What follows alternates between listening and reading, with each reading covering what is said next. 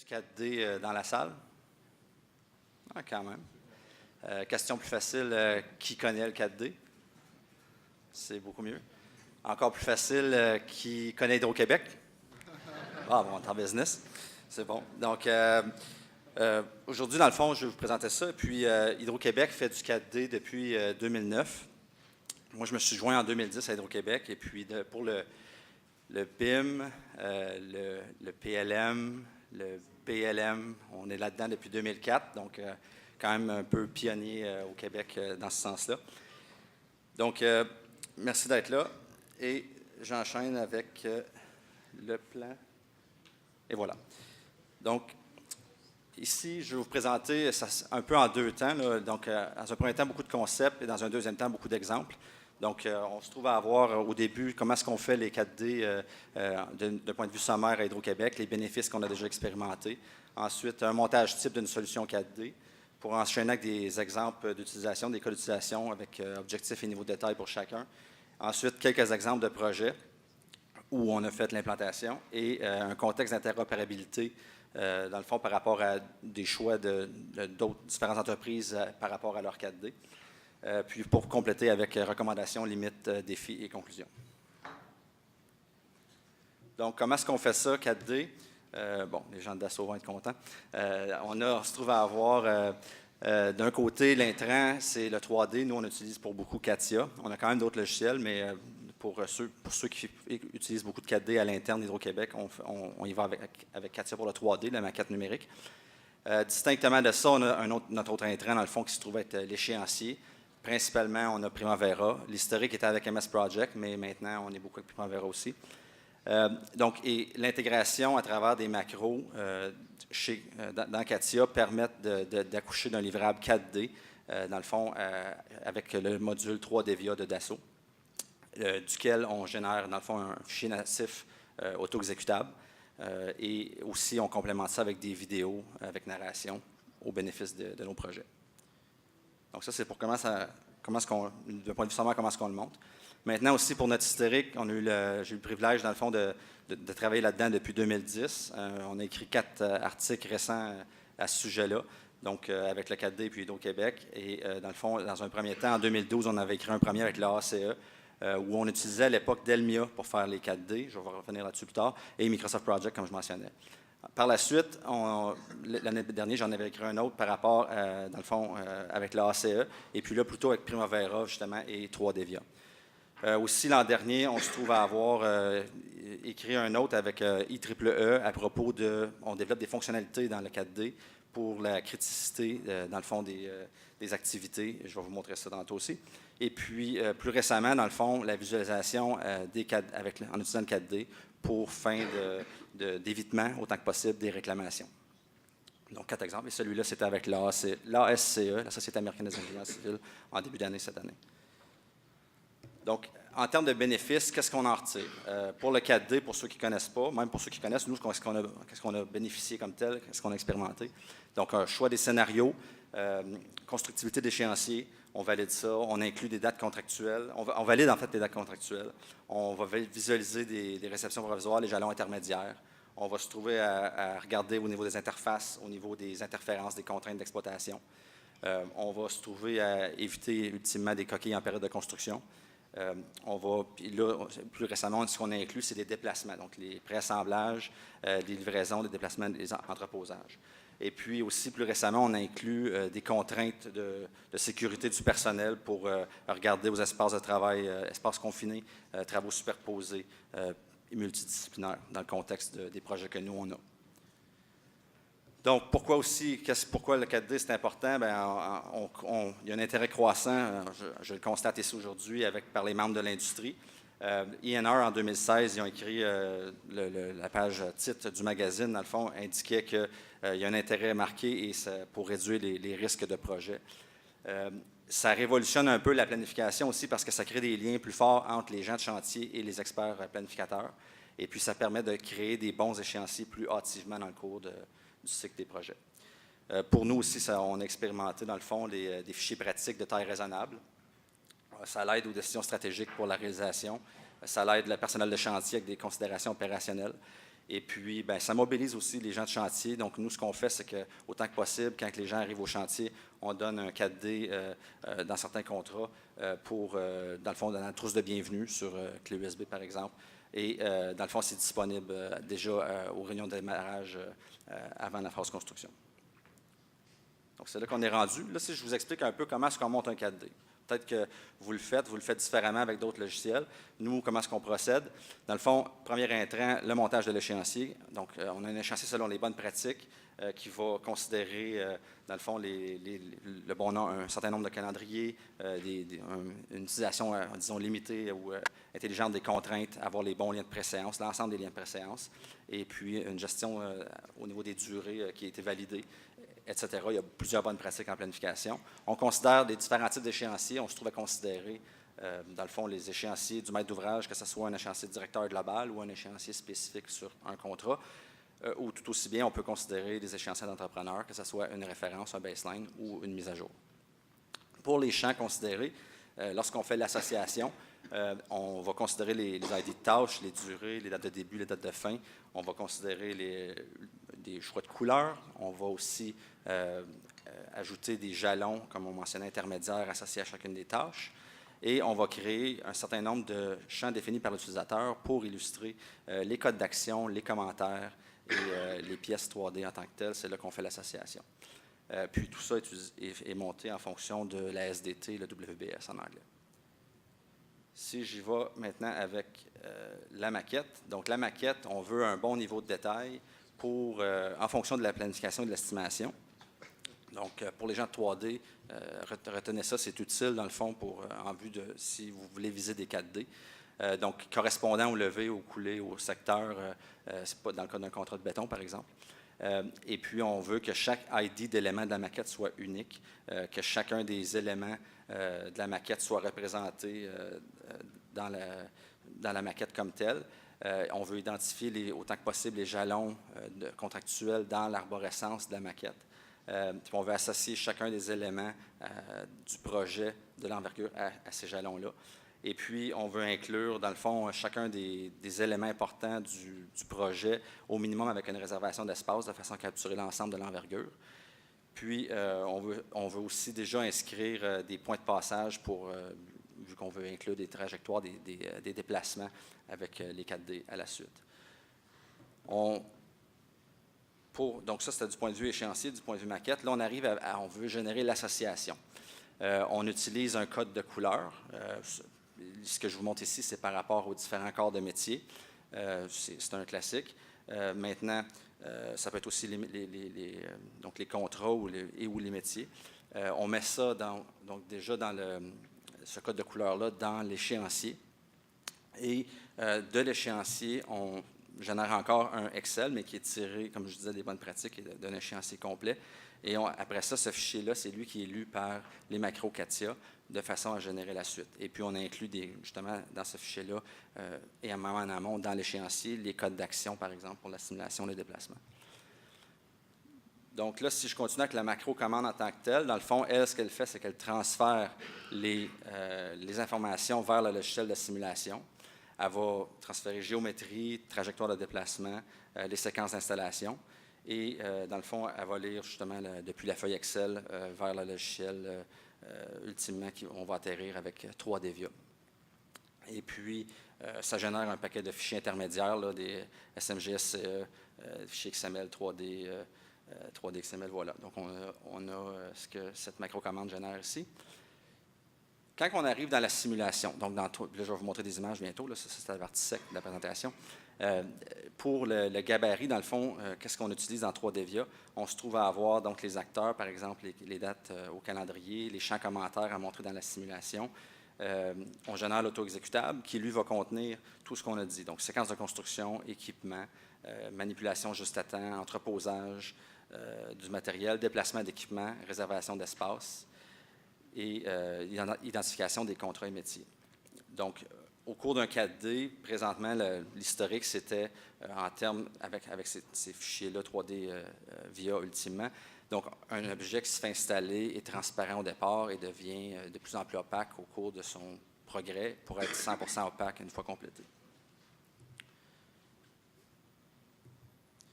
Donc là, ici, je vous montre 3D VIA comme tel, le survol des caractéristiques. On peut voir, dans le fond,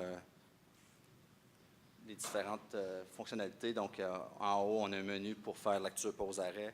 On peut générer des plans de coupe facilement avec les boutons. On peut gérer l'opacité de chacune des pièces relativement facilement aussi.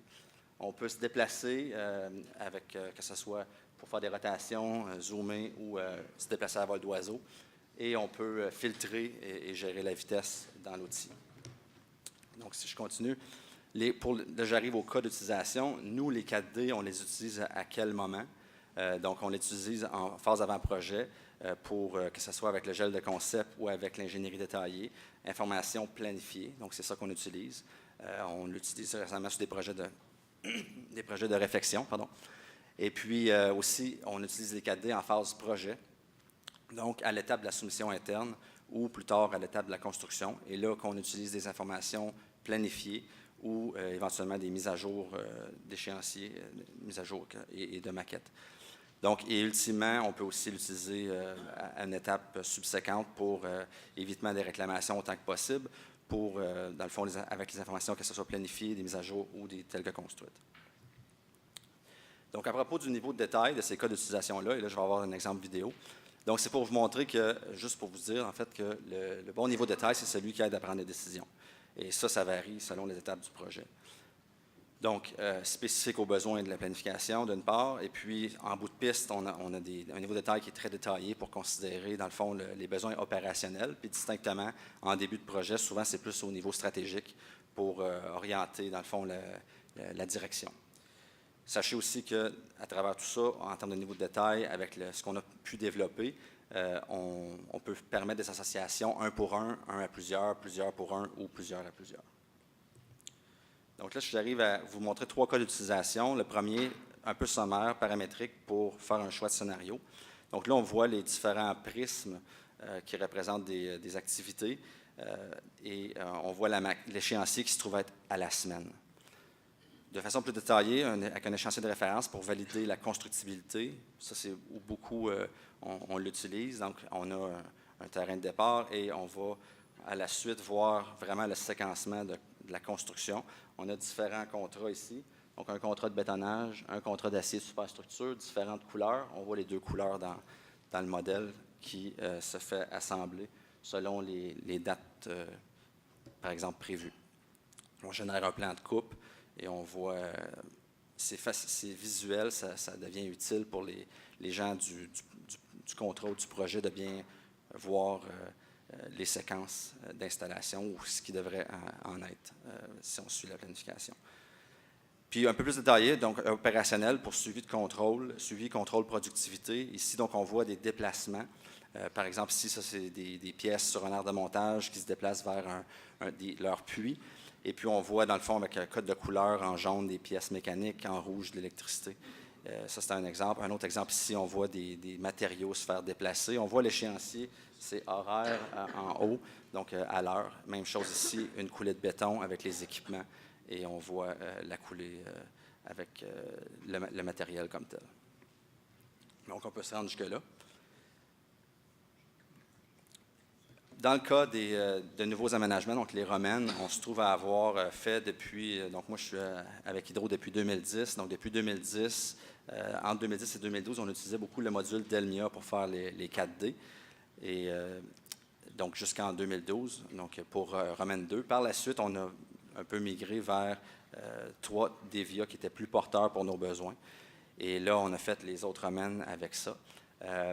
Mais là, le contexte d'interopérabilité est de plus en plus présent et on doit considérer d'autres logiciels aussi. Les partenaires utilisent Synchro 4D, Fuser. Donc, tout ça, on veut regarder à ça. Puis, Delmia qui est encore très porteur et 3D VIA pour la suite. 3D Expérience, c'est peut-être une belle suite, dans le fond, pour nous, de façon à permettre un parapluie au-dessus de toutes ces applications-là. Donc, si j'enchaîne avec le cas d'un autre domaine pour, dans le fond, vous montrer un support opérationnel, voici un exemple de 4 contrats. On a un plan de coupe ici qui vous montre le contrat d'acier, mécanique électrique, groupe turbine alternateur, puis béton. Et puis, dans le fond, l'enjeu, c'était d'installer un groupe turbine en 12 mois. On avait un niveau de détail relativement élevé, un horizon court terme, et puis on avait à la base 50 000 pièces de maquettes 3D et environ 5 000 activités d'échéancier. On a fini avec un livrable associant environ presque 1000 activités aux pièces 3D. Et puis, dans le fond, on voit, là ici, on voit les systèmes mécaniques électriques qui composaient l'essentiel du détail de ces 1000 associations-là, avec pratiquement le 3/4 de ce nombre-là. Et puis, la valeur ajoutée, c'était pour, dans le fond, l'équipe au chantier, l'équipe au site. Et on a permis aussi, à travers tout ça, plusieurs rondes de mise à jour. Donc, si je continue, je vais vous montrer un autre exemple de choses qu'on a développées. On voulait visualiser la criticité, criticality en anglais. Donc, au niveau de, ici l'exemple, c'est un contrat de bétonnage et d'acier de superstructure. Dans le fond, l'échéancier de référence, ça se trouvait être un échéancier de 24 mois pour la construction. On a fait environ 286, précisément, en fait, association entre des activités d'échéancier et des pièces 3D. Et dans le fond, ce que ça a permis, c'est, dans le fond, en fait, ce que ça peut permettre, c'est pour un propriétaire, un maître d'ouvrage, de développer une stratégie pour un projet en tant que tel, un contrat, et pour un entrepreneur de bien comprendre son propre contrat. Donc, les niveaux de représentés pour la criticité, c'est fondé depuis les valeurs des marges qui, eux, sont puisées de par le logiciel de planification, donc les calculs de l'algorithme, le moteur d'ordonnancement, peu importe le logiciel. Et dans le fond, ces valeurs-là sont mises dans le fichier d'association. Au final, ici, le code de couleur que je vous montre là, qui part de critique en rouge vers vert, dans le fond, avec une marge élevée, on se trouve, ça c'est tout à fait variable, dans le fond, on se trouve, ça peut être en fonction d'un paquet de critères, comme par exemple la tolérance au risque du gestionnaire de projet, les connaissances de l'équipe de projet, l'habilité du planificateur à parler avec l'équipe de projet, puis bref, au final, ce critère-là peut être ajusté aux besoins. Donc, nous, ce qu'on a fait, c'est, je vais vous donner l'exemple, c'est qu'on peut, pour un contrat donné, comparer, on voit à gauche, dans le fond, le code de couleur par métier et contrat, puis à droite, le même projet avec, on voit la criticité spatio-temporelle. Donc, en rouge, les zones plus critiques, selon la charte et les valeurs établies pour représenter ça. Donc, ultimement, ça permet de mieux qualifier les jalons critiques, d'une grande utilité pour maître d'ouvrage. Donc, ici, ça, c'est l'exemple du vidéo, dans le fond, illustrant ça. Donc, ici, on voit le terrain initial et, dans le fond, on a le développement à gauche encore là. On voit le 4D comme tel avec les contrats et les métiers. À droite, la criticité. Donc, on avait dans ce projet-là une moyenne de 18 tâches par mois et une durée moyenne de tâches, dans le fond, c'était d'environ 5 jours. Donc, ça vous donne un ordre de grandeur de ce qu'on a mis dedans. Ça, c'était pour, comme je vous disais tantôt, là, avec environ 300 associations qu'on a faites pour ce contrat-là.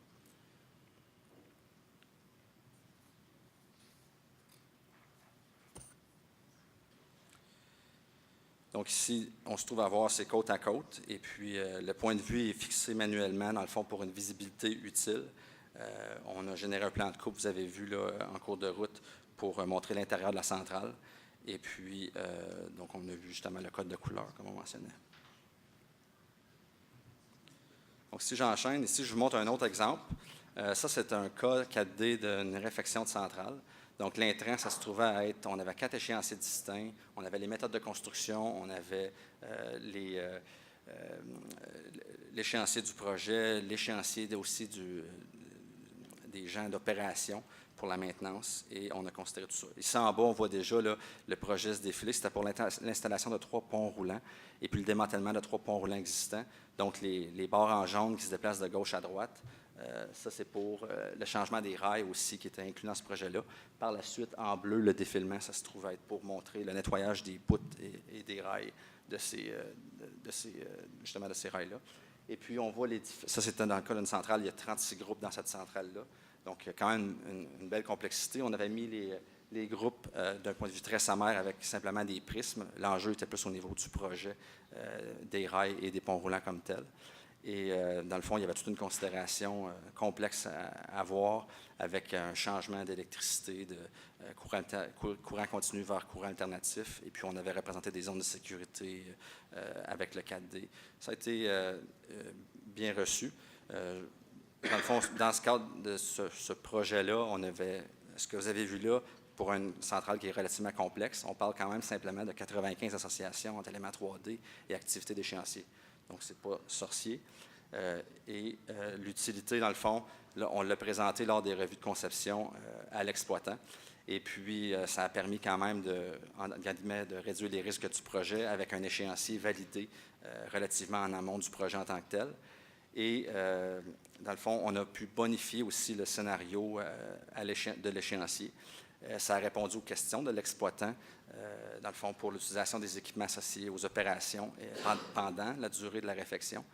Et puis aussi, distinctement, ça permet de doter l'exploitant de ce 4D-là pour ses fins à lui, pour justement mieux regarder aux arrêts planifiés puis la maintenance, que ce soit avant, pendant ou après le projet de réfection. Donc, ici, je vous montre deux exemples, ici, d'autres, dans un contexte d'interopérabilité. Ici, Manitoba Hydro, fait par Bechtel, utilisant le logiciel Synchro pour le projet Kiask. Donc, on voit quelque chose de similaire. Donc, ici, essentiellement, probablement pour constructibilité, on voit l'échéancier au bas qui défile. Et là, ce deuxième exemple-là, c'est Muskrat Falls, au Labrador, pour Nalcor, fait par Astaldi. Et dans le fond, utilisant le logiciel Navisworks. Donc, c'est pour vous montrer que dans le contexte de d'autres entreprises, il y a d'autres logiciels qui font des choses aussi utiles.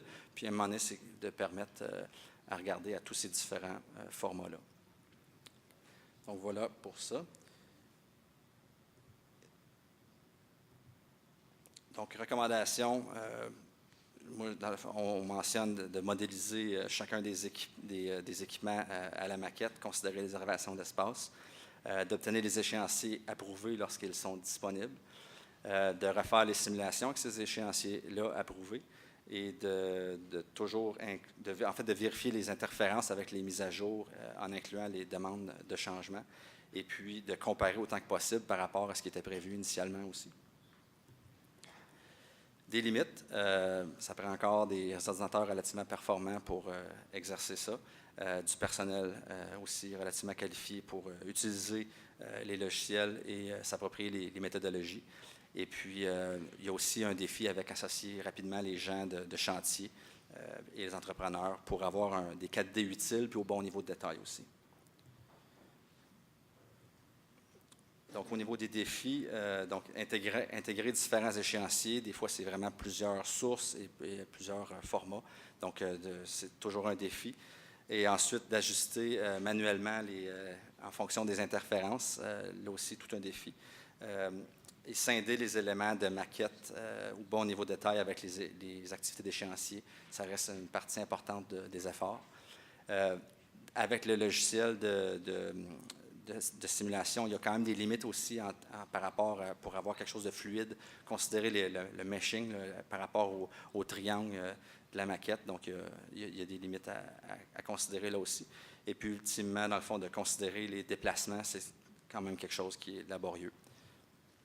Travail à venir, donc comparer les références, les interférences entre les mises à jour des échéanciers, considérer les changements dans les mises à jour, écrire des promesses un peu plus vis-à-vis du contractuel pour considération avec le 4D. On en arrivera là. Et puis, écrire des guides d'utilisation pour l'interne et les gens de chantier. Et puis, ultimement, donc, définir les besoins de niveau de détail selon les différents types de livrables. Donc, ça, c'est ce qui s'en vient. Puis, en conclusion, dans le fond, les simulations 4D offrent de nombreux bénéfices. Vous pouvez le constater vous-même.